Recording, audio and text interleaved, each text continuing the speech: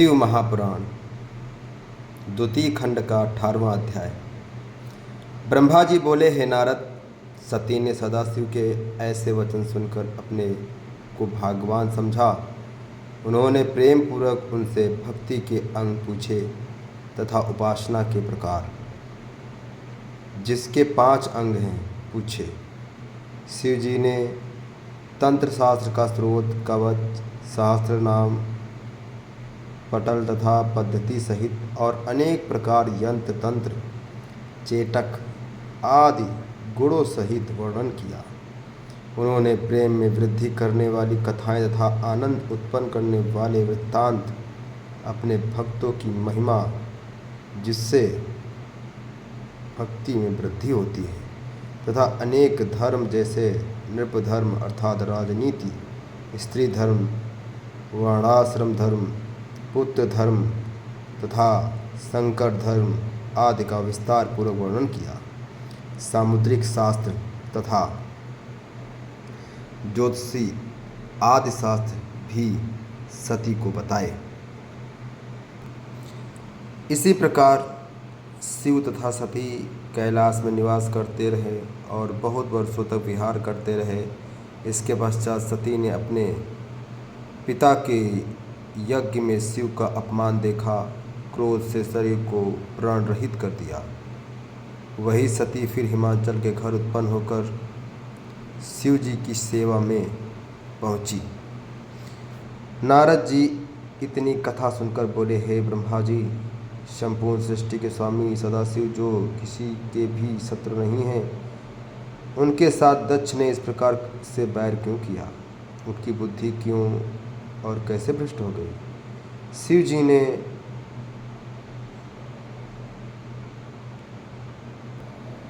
ने अपनी शक्ति को किस प्रकार त्यागा और सती ने शिव जी का क्या अपराध किया था जो उन्हें अपना शरीर त्यागने को विवश होना पड़ा? सती का अनादर किस प्रकार हुआ तथा जिन लोगों ने उनका अनादर किया था उन्हें सती ने भस्म क्यों नहीं कर दिया? वह स्वयं क्यों नहीं अपनी देह छोड़ बैठी? आदि शक्ति होते हुए भी वे इस प्रकार क्यों अंतर्धान हुई? यह चरित्र मेरे हृदय में संदेह बढ़ा रहा है। सबसे बड़ा आश्चर्य तो यह है कि सती दक्ष प्रजापति को अत्यंत प्रिय थी, फिर दक्ष ने उनके प्रिय अप्रिय व्यवहार कैसे किया? नारद की यह बात सुनकर पितामह ब्रह्मा जी ने कहा, हे पुत्र, यह सब उन्हीं शिव जी की महिमा है, इसमें और कोई किसी को दोष कैसे दिया जाए? अस्तु, अब हम तुम्हें यह वृत्तांत सुनाते हैं जिस प्रकार श्री शिव जी ने दक्ष प्रजापति की शुद्ध बुद्धि को भ्रष्ट करके उनसे बैर बढ़ाया था। हे नारद, एक बार दक्ष प्रजापति ने एक यज्ञ रचाया। उस उत्सव में भाग लेने के लिए सती, सभी देवता और ऋषि मुनि आदि अपनी अपनी पत्नियों सहित दक्ष के घर पहुँचे। मैं भी अपने सेवकों सहित यज्ञशाला में गया। मुझे देखकर सभी सभासदों को अत्यंत प्रसन्नता हुई। कुछ देर बाद जब भगवान सदाशिव भी वहां पहुंचे तो हम सब लोग उन्हें देखते ही उठकर खड़े हो गए तथा हाथ जोड़कर बहुत प्रकार की उनकी स्तुति करने लगे। चारों ओर जय जय जय शिव का नाद गूंज उठा। हमने प्रार्थना करते हुए कहा, हे प्रभु, आपने इस यज्ञशाला में उपस्थित होकर हम लोगों के ऊपर अत्यंत कृपा की है। हे नारद, हम लोगों द्वारा इस प्रकार की गई स्तुति को सुनकर शिव जी ने अत्यंत प्रसन्न हुए। तदुपरांत उनकी आज्ञा से हम सब लोग यथास्थान बैठ गए। उस समय हम सभी सभासद अपने को परम धन्य मानकर मन ही मन प्रसन्न हो रहे थे। इसके कुछ ही देर बाद ही उस यज्ञशाला में दक्ष प्रजापति भी आ पहुँचे। उन्हें देखकर सब देवता तथा ऋषि मुनि फिर उठ खड़े हुए तथा दंडवत प्रणाम करके उनकी स्तुति करने लगे। मैं, विष्णु जी तथा शिव जी अपने आसन पर ज्यों के त्यों बैठे रहे। यह देखकर दक्ष ने क्रोध भरी दृष्टि से देखते हुए मुझे प्रणाम किया, फिर अत्यंत अहंकार पूर्वक अपने आसन को ग्रहण किया। तदुपरांत दक्ष ने यह देखा कि उसके जमाता शिव जी ने भी उन्हें प्रणाम नहीं किया है। तब वह अत्यंत अहंकार में भरकर शिव जी के प्रति कटु शब्द कहने लगा। शिव जी की माया के वशीभूत होकर मृत्यु को प्राप्त होने वाला दक्ष शिव की निंदा करता हुआ समस्त सभासदों को संबोधित करते हुए इस प्रकार बोला, हे सभासदों, आप लोग मेरी बात को मन लगाकर सुने। इस सभा में उपस्थित बड़े बड़े देवताओं ने मुझे हाथ जोड़कर दंडवत किया है, परंतु शिव ने जमाता हुए होते हुए भी मुझे प्रणाम न करके अपनी मूर्खता का भारी परिचय दिया है। शिव का यह कार्य वेद के विरुद्ध है। न तो इसके माता पिता का ही कुछ पता है और न इसके कुलशील संबंध में ही कोई कुछ जानता है। अस्तु बुद्धिमानों का यह धर्म है कि वे मूर्ख को दंड अवश्य दें। यदि वे ऐसा ना करें तो संसार में उद्दंडता बहुत बढ़ जाएगी। इसलिए मैं शिव को शाप देता हूँ और अपने ब्राह्मण वंश का तेज प्रकट करता हूँ। हे नारद, इतना कहकर दक्ष ने शिव जी को यह शाप दिया कि हे शिव, तुम मूर्खों के समान कर्म करने वाले हो, अतः तुम्हें आज से किसी भी यज्ञ में भाग नहीं मिलेगा। दक्ष के इस शाप को सुनकर शिव जी ने कोई उत्तर नहीं दिया। वे चुपचाप बैठे रहे, परंतु उस समय नंदी से नहीं रहा गया। अस्तु नंदीगण ने अत्यंत क्रुद्ध होकर दक्ष से कहा, दक्ष, तूने शिव जी को शाप देकर अपनी परम मूर्खता का प्रदर्शन किया है। क्या तू यह नहीं जानता कि शिव के द्वारा ही इस संपूर्ण सृष्टि का भरण पोषण होता है? फिर तू जो शिव जी को अशुभ कहता है, यह तेरी मूर्खता नहीं तो और क्या है? हे पापी, तूने ऐसे परम प्रधान पुरुष की निंदा की है। अस्तु मैं तुम्हें यह शाप देता हूँ कि तेरा यह शिव निंदक मुख न रहे और तेरा कोई भी मनोरथ पूर्ण न हो।